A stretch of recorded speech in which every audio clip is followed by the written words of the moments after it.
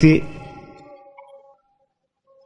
तुलसीदास जी महाराज ने हनुमत चरित्र के संदर्भ में प्रस्तुत किए हैं, जिसका आशय है पवन पुत्र के सुहावने चरित्र श्री जामवंत जी ने भगवान श्री राम जी को सुनाए। श्री हनुमान जी के चरित्र सुहाए हैं, सुहावन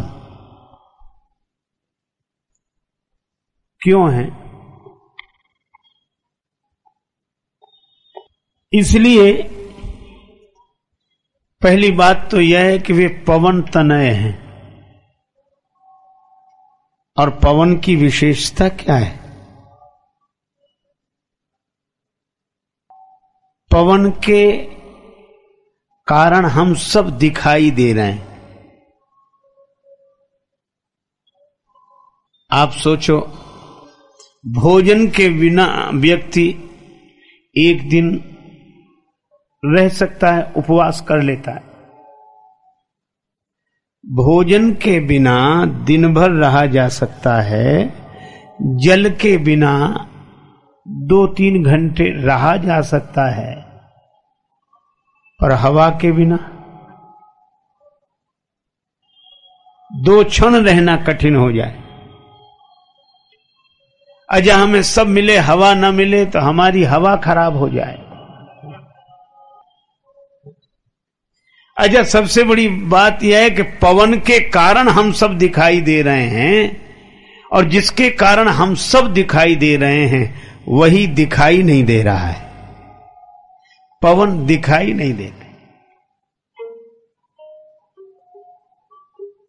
पवन तो यह चाहते हैं कि हम न दिखाई दें, पर सब दिखते रहें, सब सुखी रहें, सब प्रसन्न रहें, सब जीवित रहें। हम चाहे दिखें न दिखें कोई बात नहीं, ये पवन का उद्देश्य है। सब रहें, हम चाहे न दिखें। और हमने दूसरा पाठ पढ़ा है कि हम दिखें चाहे सब मरें, पर हमें दिखना चाहिए। तो जैसे पवन का दर्शन प्रदर्शन का नहीं है, उनके कारण सब दिखाई देते हैं, लेकिन वे अपने को प्रकट नहीं करते। बस जो पवन का स्वभाव है, यही पवन कुमार श्री हनुमान जी का स्वभाव है। संसार में सब पवन के कारण दिखाई देते हैं, लेकिन पवन कभी अपने को प्रकट नहीं करते। इसी तरह रामचरितमानस में जितने भी लोग व्यवस्थित दिखाई देते हैं, सब पवन कुमार के कारण, और पवन कुमार विनम्रता के कारण कभी अपने को प्रकट नहीं करते। इसलिए श्री तुलसीदास जी उनको बार बार पवन तनय कहते हैं। प्रणवों पवन कुमार, पवन तनय के चरित सुहाए। तो एक सूत्र तो यही है कि जो इतना अहम शून्य हो, इतना विनम्र हो कि अपने को प्रकट करने की भी न सोचे, अपने को प्रकट किए बिना जो समाज की सेवा भगवत भाव से करे, उसी के चरित्र सुहावने हो सकते हैं। यह श्री तुलसीदास जी महाराज का संदेश है। पवन तनय के चरित सुहाए। अच्छा, प्रदर्शन की वृत्ति तो अहंकारी में होती है। अभिमानी चाहता है कि सब हमें देखें, पर हनुमान जी पवन तनय वे। अच्छा, एक बात है, जो अभिमान से भरा होगा वो अपने को प्रकट करना चाहेगा, और जो भगवान से भरा होगा वह तो भगवत भाव से समाज की सेवा करना चाहेगा, अपने को नहीं प्रकट करना चाहेगा। और जो अपने को प्रकट नहीं करता है, इतनी बड़ी सेवा करने के बाद भी उसके सुचरित्र इतने सुहावने होते हैं कि इंसान की कौन कहे। उसके चरित्र को सुनने के लिए तो भगवान लालायित हो जाते हैं, भगवान उसकी कथा सुनते हैं। और जामवंत जी ने सुनाई, जामवंत रघुपति सुना ए जामवंत रघुपति।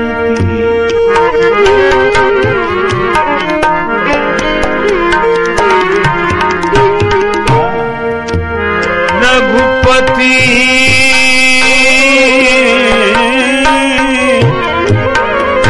सुना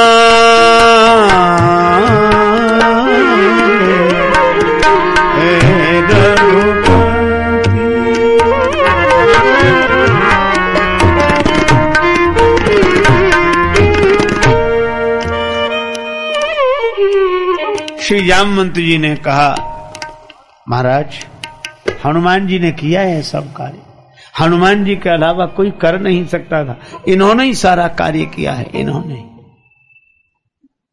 राम जी बड़े प्रसन्न हुए, मधुर मुस्कान के साथ श्री हनुमान जी की ओर देखकर प्रभु ने कहा, हनुमान मेरे प्रिय हनुमान, सारे कार्य तुमने ही किए। हनुमान जी सिर झुकाकर हाथ जोड़कर बोले, प्रभु मैंने नहीं किया। तुमने नहीं किया? ना, मैंने नहीं किया। फिर जामवंत जी तुम्हारा नाम क्यों ले रहे हैं? उन्हीं से पूछिए। भगवान ने कहा कि जामवंत जी किसने किया ये सारा काम? लंका जाकर इतने बड़े बड़े जो कार्य किसने किए? जामवंत जी बोले, प्रभु श्री हनुमान जी ने। राम जी ने फिर कहा कि हनुमान, जामवंत जी तुम्हारा ही नाम ले रहे हैं, तुम्ही ने सारे कार्य किए। हनुमान जी बोले, मैंने नहीं किए। भगवान ने कहा कि अजीब तमाशा है, जामवंत जी कहते हैं कि सब काम हनुमान जी ने किए, और हनुमान तुम कहते हो कि तुमने नहीं किए, सही बोलो। हनुमान जी ने कहा, सचमुच मैंने नहीं किए। तो राम जी थोड़े खींच के स्वर में बोले कि तुमने नहीं किए तो क्या मैंने किए हैं? हनुमान जी मुस्कुराकर हाथ जोड़कर बोले, प्रभु जो सही बात थी वो आपके ही मुंह से निकल गई, आपने ही तो किया है, मैंने कहां किया है, मैंने नहीं किया। अच्छा, एक अद्भुत बात है, हनुमान जी की जो निरभिमानिता की वृत्ति है, देखो वर्षा होती है सब जगह, लेकिन जहां कुछ पहले से ही भरा हुआ हो, मिट्टी ही भरी हो, पत्थर से भरा हो वो स्थान, तो पानी वहां ठहरता नहीं। अच्छा, पानी तो खाली जगह देखता फिरता है कि जहां खाली जगह हो वहां हम ठहर जाएं। पानी खाली जगह देखता है कि जहां खाली जगह हो वहां हम ठहर जाएं। इसीलिए बरसात में पानी बरसता तो सब जगह है, पर बरसता है, बहता है, वो बहकर खाली जगह खोजता है, और जहां उसे तालाब मिल जाता है वहां भर जाता है। सिमिट सिमिट जल भरई तलावा, सिमिट सिमिट जल भरई तलावा। तो जैसे पानी खाली जगह खोजता फिरता है, इसी तरह सद्गुण अभिमान से खाली जगह ढूंढते हैं कि किसकी जिंदगी में अभिमान से खाली जगह है, हम वहीं ठहर जाएं। तुलसीदास जी कहते हैं, सिमिट सिमिट जल भरई तलावा, जिम सद्गुण सज्जन पहीं आवा। जो अभिमान से खाली हो उसे तो स्वयं जानकी माता आशीर्वाद देती हैं, भक्ति आशीर्वाद देती है। सुन सुत सद्गुण सकल तव हृदय बसहु हनुमंत। हनुमान तुम्हारे हृदय में सभी सद्गुण रहें। और तुलसीदास जी भी कह देते हैं, सकल गुण निधानम। क्यों? हनुमान जी निरभिमानी है। अच्छा, निरभिमानी का अर्थ अभिमान से नहीं भरे हैं, और अभिमान से कौन नहीं भरा होगा?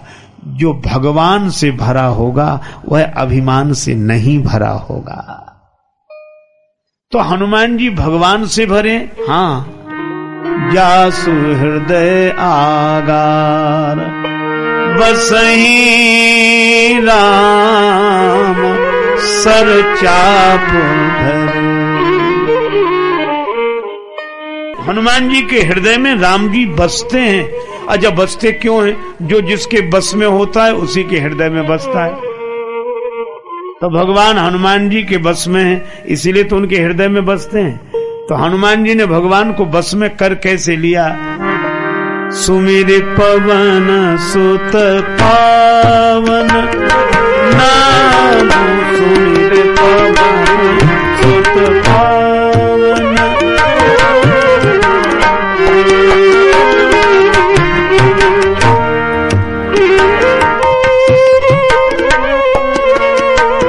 पवन सुत पावन, अपने बस कर राखे रामो पावन,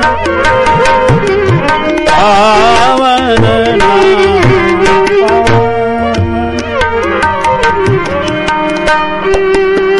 पवन सुत पावन, पवन सुत पावन, पवन। हनुमान जी ने भगवान का नाम स्मरण करके भगवान को अपने बस में कर लिया। इसका सीधा सा संबंध यह है कि अगर हम भी चाहते हैं कि अभिमान से खाली हो जाएं, हम निरभिमानी हो सकें, भगवान से भर सकें, तो भगवान का भजन, स्मरण, नाम जप निरंतर करते रहना चाहिए। यह श्री हनुमत चरित्र से शिक्षा लेनी चाहिए। सोते जागते उठते बैठते भगवान का नाम स्मरण व्यक्ति के मन को अभिमान से रहित करके भगवान से भर देता है। यह भगवान नाम की महिमा है और हनुमान जी ने यही किया। और सचमुच उनके चरित्र की दिव्यता और पवित्रता पर इस बार हम लोगों को चिंतन करना है। तो देखो, हनुमान जी जब जाने लगे तो दो बातें। प्रभु प्रदत्त मुद्रिका को मुख में रखा, भगवान की दी हुई मुद्रिका को मुख में। अब मुद्रिका मुख में रखने की चीज है। प्रभु मुद्रिका मेली मुख माही। किसी ने कहा कि हनुमान जी ठहरे बानर। वो तो बानर तो हर चीज खाने की ही समझता है, उनको कोई शिष्टाचार का ज्ञान तो है नहीं, इसलिए मुख में रखे। पर ऐसी बात नहीं, बुद्धिमताम वरिष्ठम है, ज्ञानी नाम अग्रगण्यम है। तो हनुमान जी से पूछा किसी ने कि मुद्रिका क्या मुख में रखने की चीज है? हनुमान जी बोले ना, मुद्रिका तो मुख में रखने की चीज नहीं है, पर जो मुद्रिका में लिखा है वह मुख में ही रखने की चीज है।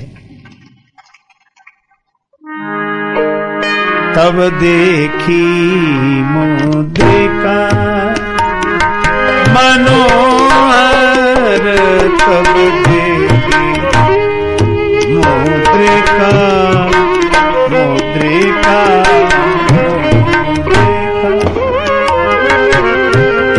राम नाम अंकित अति सुंदर मुद्रिका।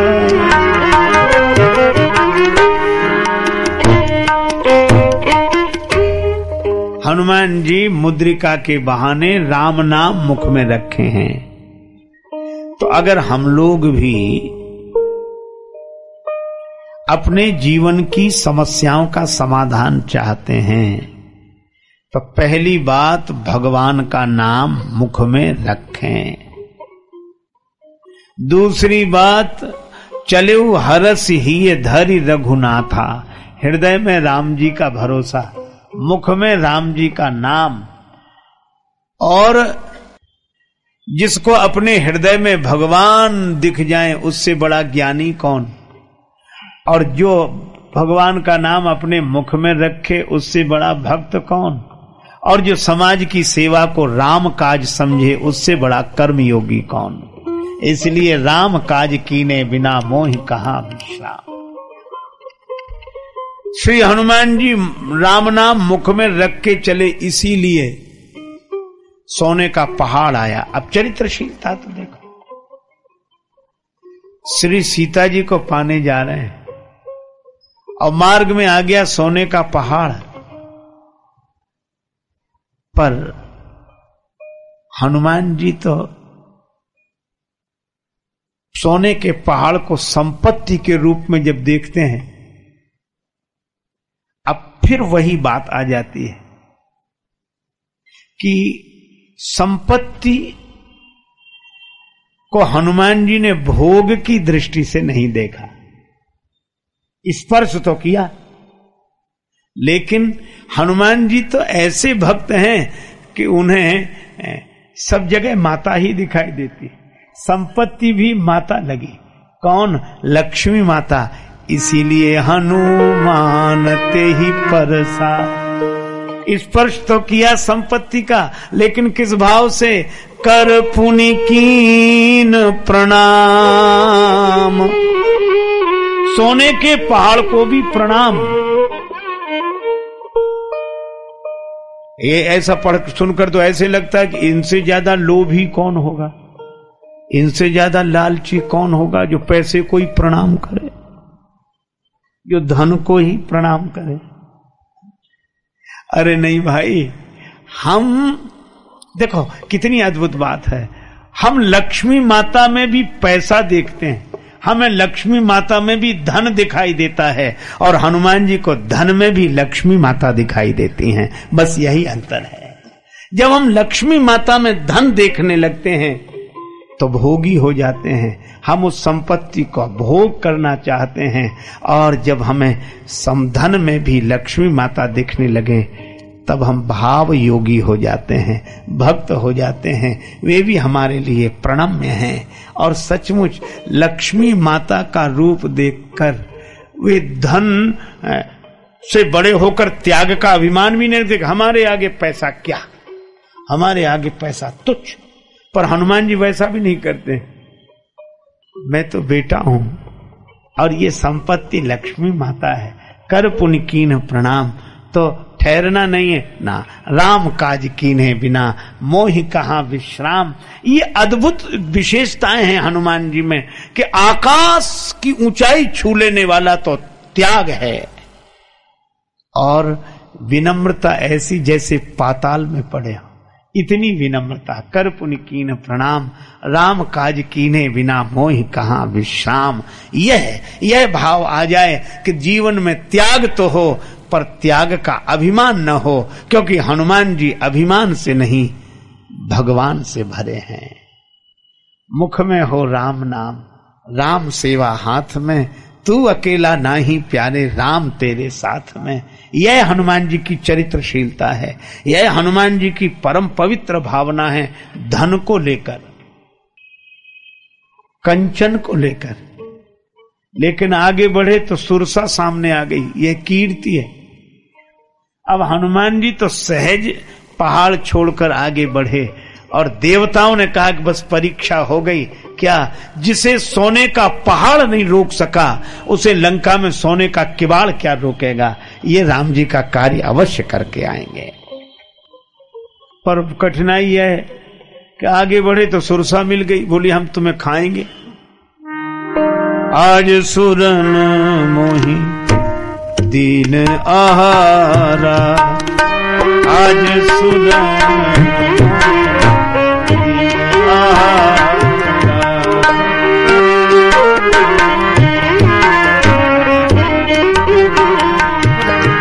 सुनत बिहसी बचन कै पवन, कुमार सुरन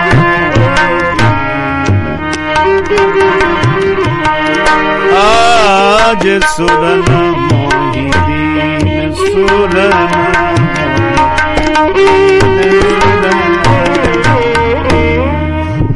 सुरसा बोली आज देवताओं ने मुझे भोजन दिया, मैं तुम्हें खाऊंगी। पर हनुमान जी कितनी अद्भुत बात कह दे। सुरसा को मुझे लगता है ऐसे देखना चाहिए, सुरसा माने प्रशंसा। ये आई कब? जब हनुमान जी सोने का पहाड़ छोड़कर आगे बढ़े तो प्रशंसा आ गई। जैसे ही कोई व्यक्ति त्याग करके आगे बढ़ता हुआ दिखाई दे तो प्रशंसक घेर ही लेते हैं उसे। अगर देखा जाए तो हम लोगों की पूरी जिंदगी केवल 2 अक्षरों से जुड़ी है, 2 अक्षरों, वाह, बस। आदमी इकट्ठे किया जाता, इकट्ठे जोड़ता जाता, इतने मकान, इतने गाड़ी, इतना ये सब, काहे के लिए? परिश्रम, उसमें बहुत परिश्रम है, बड़ा प्रयास है, कैसे बनाए इतने मकान, कैसे इतनी गाड़ियां, कैसे इतना, काहे के लिए? बस लोग ये कहते हैं वाह इतना है, वाह। लेकिन एक दूसरी बात भी है, इतना बनाने में कठिनाई भी है, प्रारब्ध भी चाहिए, पुरुषार्थ भी चाहिए, तब वाह मिले। जो नहीं बना पाते वे दूसरा पक्ष अपना छोड़ दो, सब छोड़।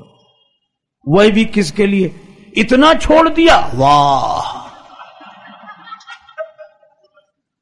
अजीब जिंदगी हो गई है हमारी। आप देखो, सर्दी में अगर किसी के पास बहुत कपड़े ही कपड़े हों तो लोग कहेंगे वाह इतने कपड़े, और कोई सर्दी में कपड़े ही न पहने, वाह कुछ भी नहीं। और मुझे तो लगता है कि लोग या तो संग्रह को देखकर वाह करते हैं या त्याग को देखकर वाह करते हैं। और इस संग्रह और त्याग के करने में कितनी कठिनाई है।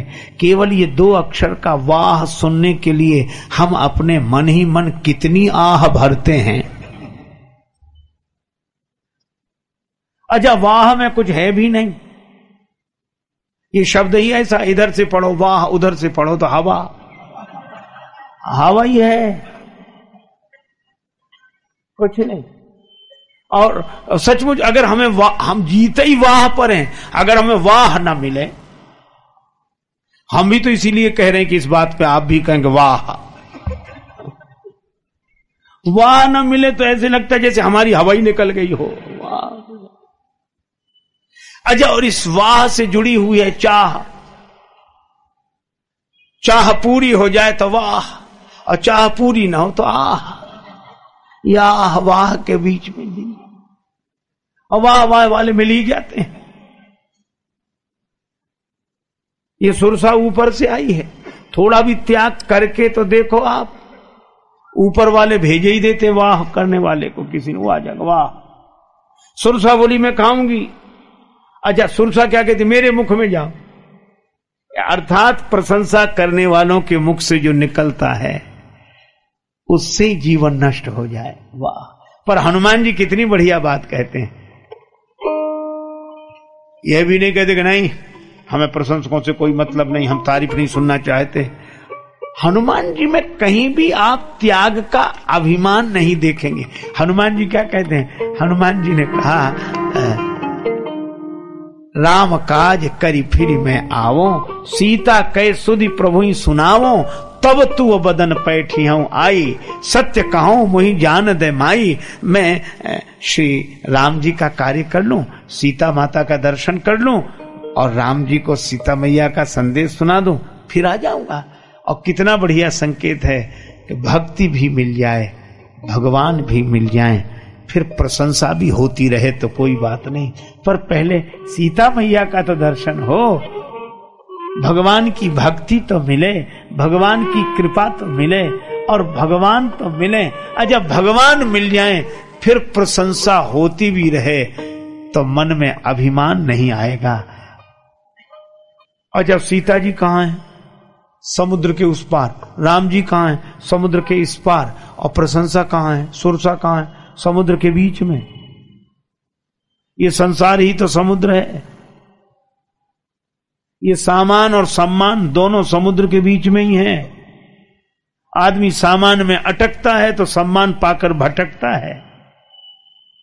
पर हनुमान जी कहते हैं कि ये सामान सम्मान अभी नहीं, अभी सीता माता का दर्शन, यह हनुमान जी की चरित्रशीलता है। लेकिन सुरसा बोली मैं तुम्हें खाऊंगी, हनुमान जी बड़े बनते गए, सुरसा का मुंह बड़ा बनता चला गया। इसका अर्थ है कि प्रशंसकों से बड़े बनकर आप नहीं बच सकते। आप जितने बड़े बनेंगे प्रशंसा करने वालों के मुंह भी उतने ही बड़े हो जाएंगे। इसलिए बड़ों बड़ों की प्रशंसा करने वाले बड़े बड़े। हनुमान जी ने सोचा एक ही उपाय है बचने का,